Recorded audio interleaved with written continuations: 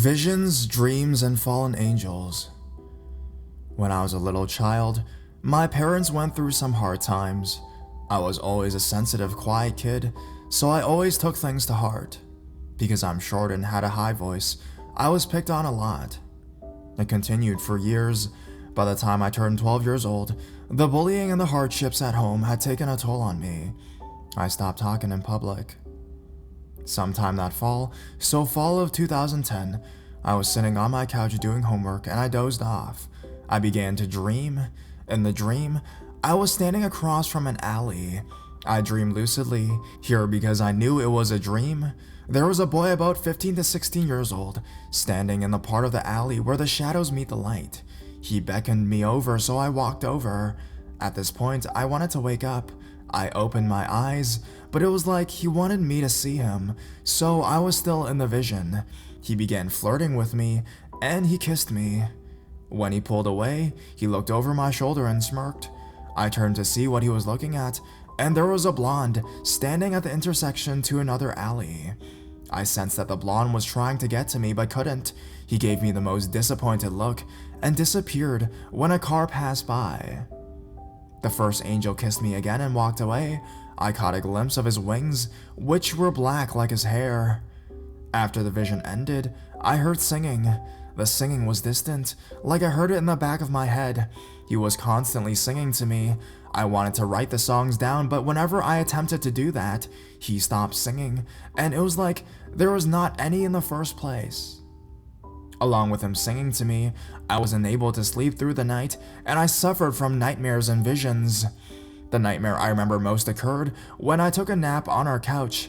In it, my family and I were on vacation with some friends and their kids. I was the only girl there, and every time something went wrong, they would abuse me. Try as I might, I couldn't wake up. When I finally woke up, I was curled into a ball. The vision that I remember most happened in church. I was in my room at the time, and I had been cutting.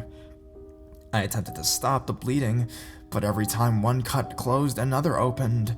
I looked up, and there was blood running down the walls with names and words like worthless and broken written in it. Some time passed, the singing stopped, and with it came the shadow creatures.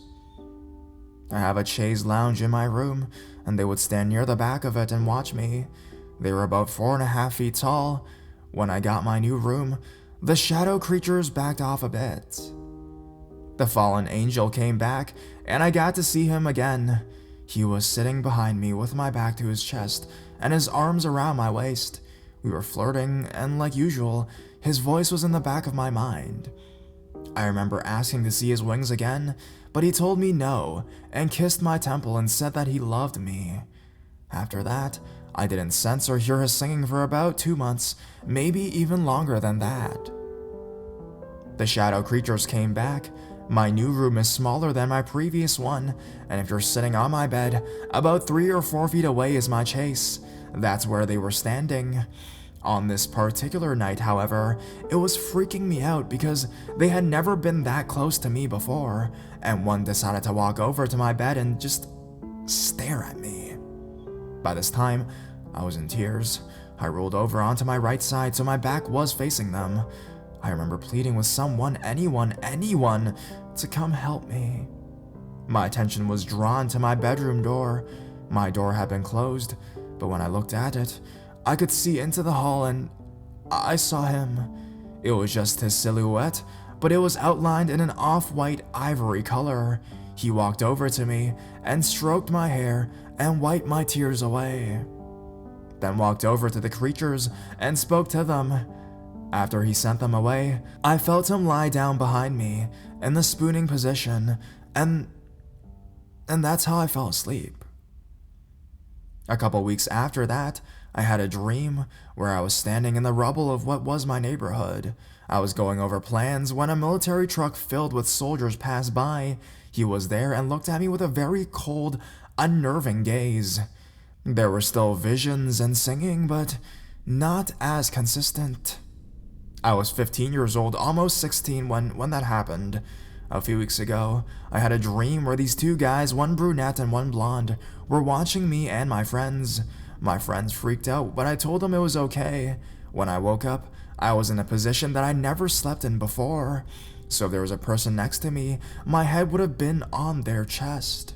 I couldn't move from that position for the remainder of the all night.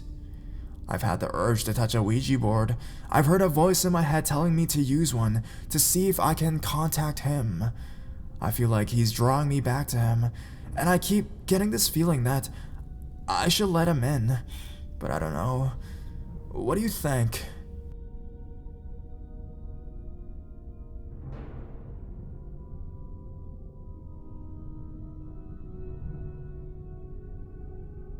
Fallen angel experience? This happened a few years ago, yet this situation has puzzled me even until now, this very moment. At that time, I was extremely interested in the supernatural. I was almost obsessed.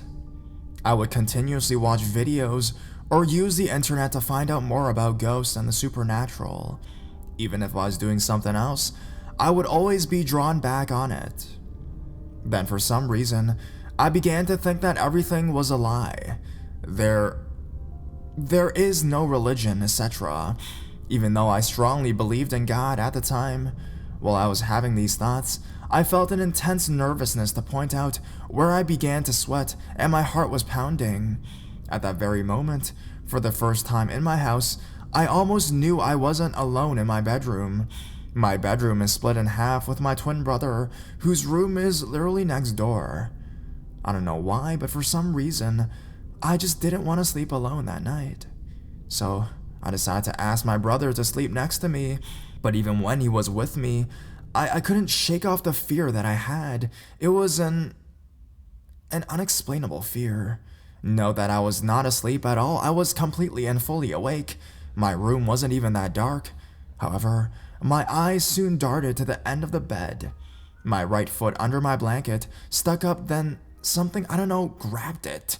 All I can say is that the hand felt more larger than a normal human's, with longer fingers. Somehow, instead of staying still, my knee-jerk reaction was to literally kick it continuously. I could actually feel myself hitting it, but I could not see it at all. I could see nothing at all. Another confusing thing is that in a span of about a few seconds it was gone, but when I looked towards my brother's side, which was on the right side of me, he was asleep, yet next to him was a very tall, probably 6 feet thing.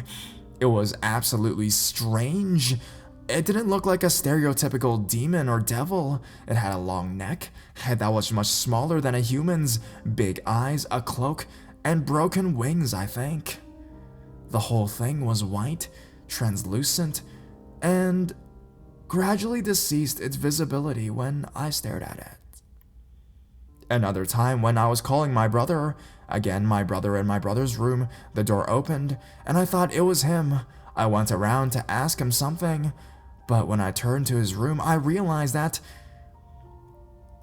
it was not my brother.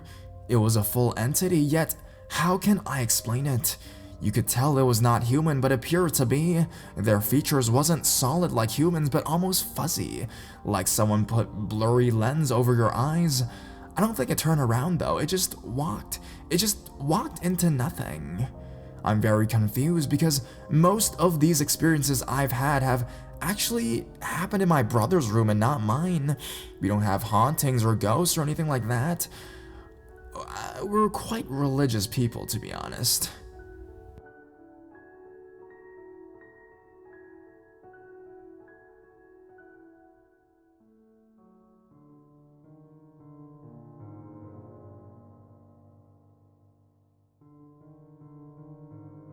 Battling a fallen angel with orb. January 13th, 2009, just before 8 a.m. in the morning. Most of my angelic experiences begin in my dreams, but they also extend outside of my dreams into my reality. But nothing could have prepared me for the battle I was suddenly faced with. Before I woke up, I was in a terrible situation, about to be slaughtered by a huge demon as I felt him to be. I was fighting a huge male demon who looked to be in his mid-30s and stood around 7 to 8 feet tall.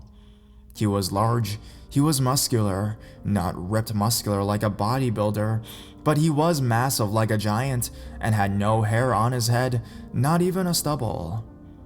He wore no shirt and was rather boastful of his size as he threateningly approached me.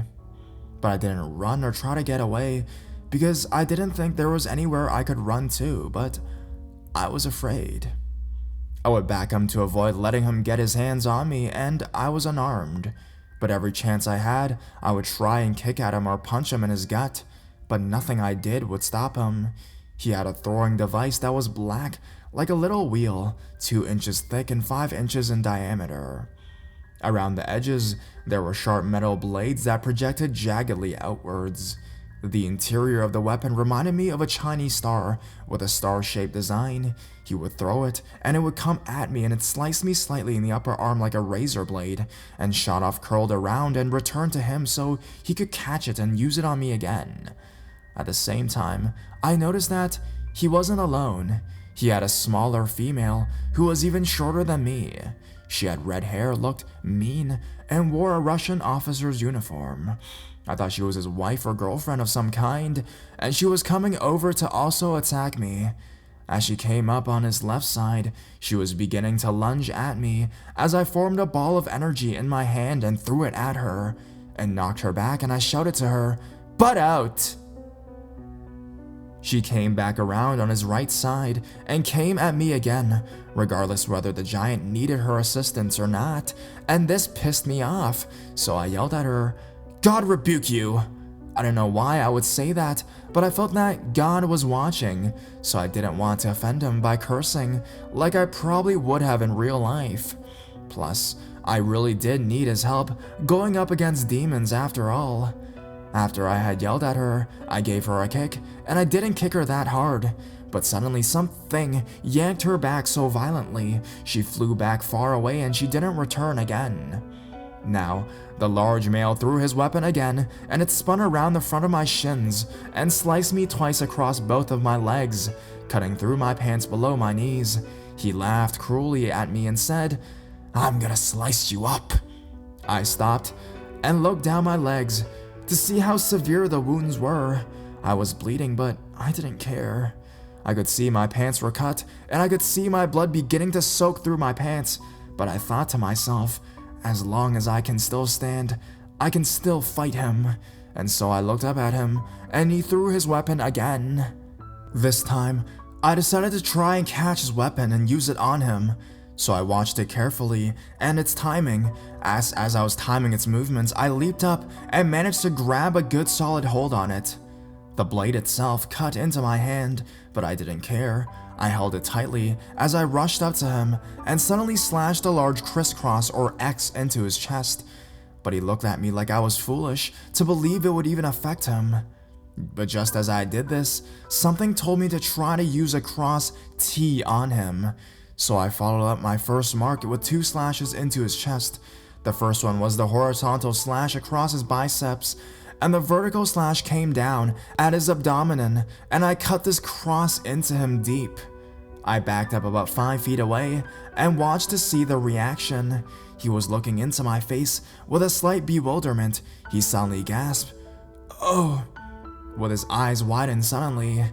I backed up another 5 feet, taking his weapon out of my right hand and switched it into my left because it had cut deeply into my palm of my hand when I used it on him and I was bleeding. I looked up at him and noticed he was looking down and started to laugh in a low rumbling chuckle. His laugh got louder, and then he looked at me with a smile as he says, "God, you're beautiful."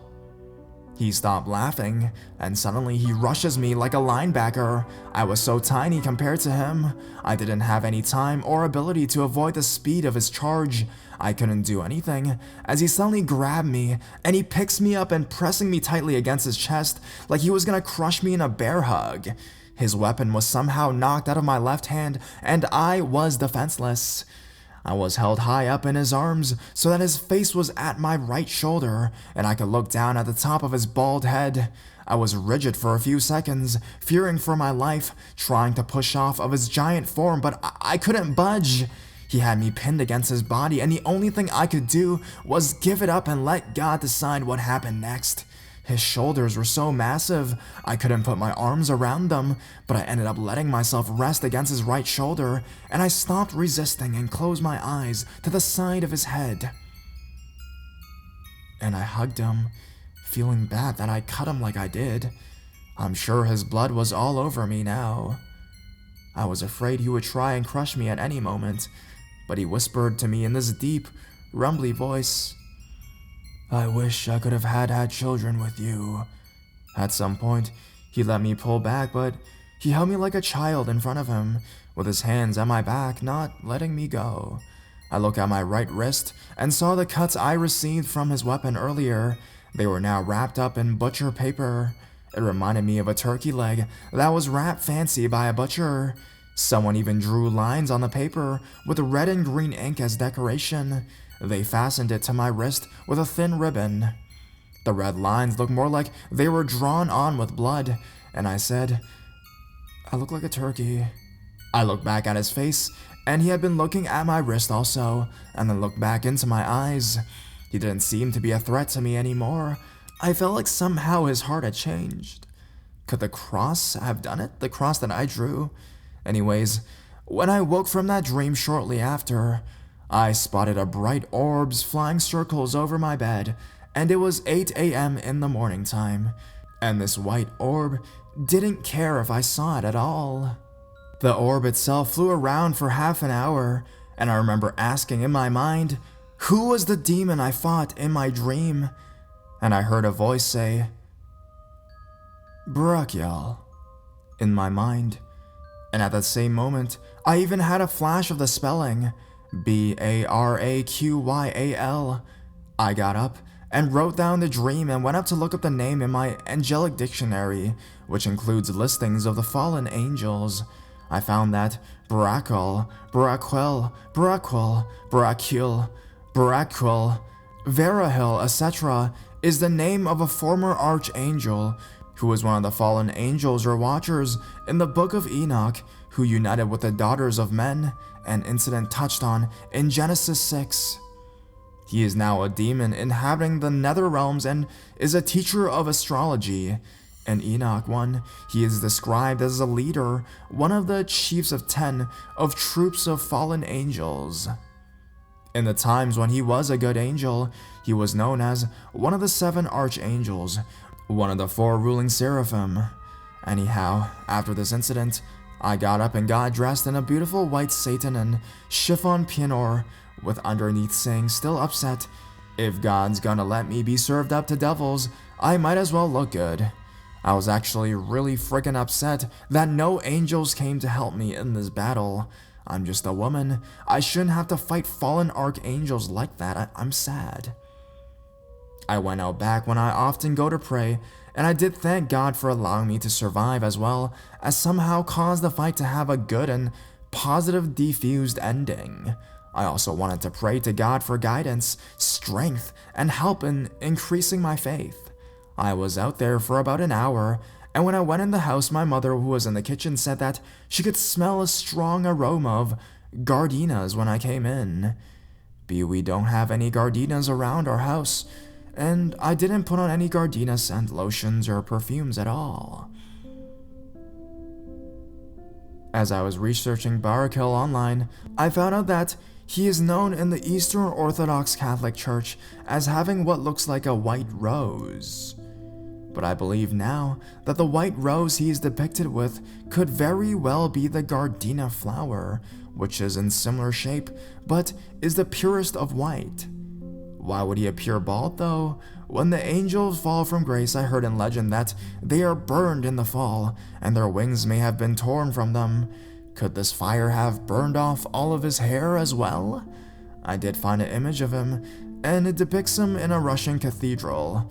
In it appears that he's a good angel who takes care of families and blesses marriages, and he loves children. And the thing that I recognized were in his eyes. They're so much like the eyes I saw on the giant I fought in my dream.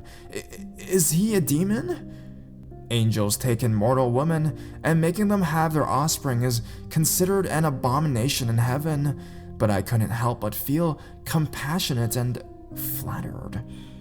What he whispered to me should have frightened me, but right now, at this very moment, I'm not really sure how I should feel.